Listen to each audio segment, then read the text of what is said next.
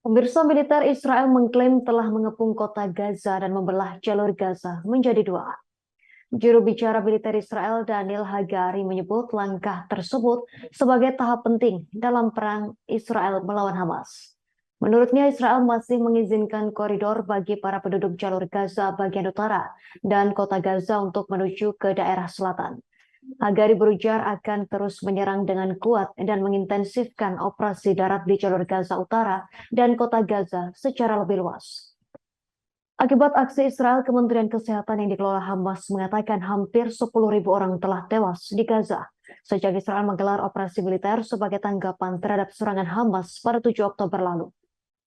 Kementerian Kesehatan Otorita Palestina yang dikelola Fatah dan berpusat di tepi barat memaparkan lebih dari 50% unit perumahan di Gaza telah hancur. Hampir 70% populasi di Gaza tercerai-berai. 16 dari 35 rumah sakit berhenti beroperasi, 7 gereja dan 55 masjid rusak, dan 42 bangunan lembaga bantuan PBB rusak.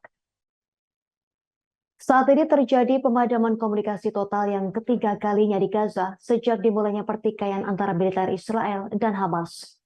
Kementerian Kesehatan yang dikelola Hamas mengatakan aksi gempuran udara militer Israel juga menyasar kamp pengungsi Al-Maghazi sehingga menewaskan 52 orang tewas.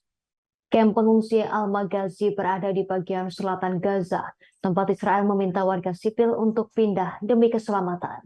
Al-Maghazi yang didirikan pada tahun 1949 berukuran 0,6 km persegi. Di kamp tersebut gang-gang sempit dan kepadatan penduduknya tinggi.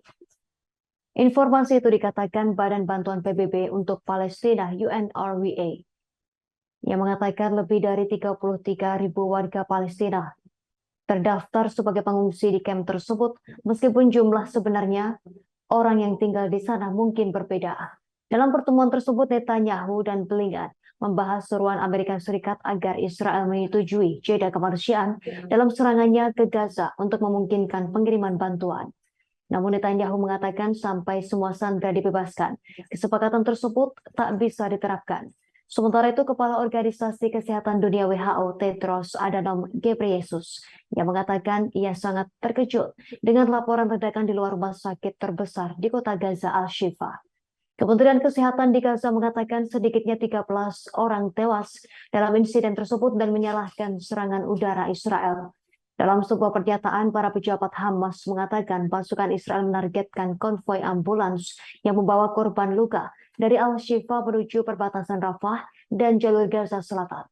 IDF membenarkan bahwa pihaknya telah mengebom sebuah ambulans yang disebut sedang digunakan oleh agen Hamas. Namun tak disebutkan di mana serangan tersebut terjadi.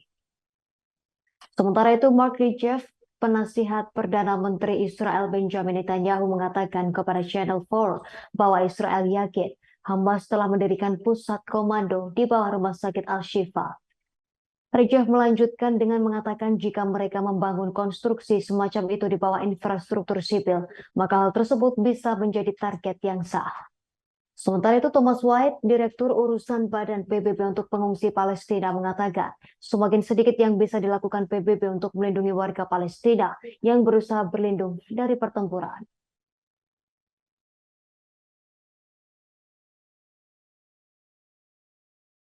Download Tribun X sekarang, menghadirkan lokal menjadi Indonesia.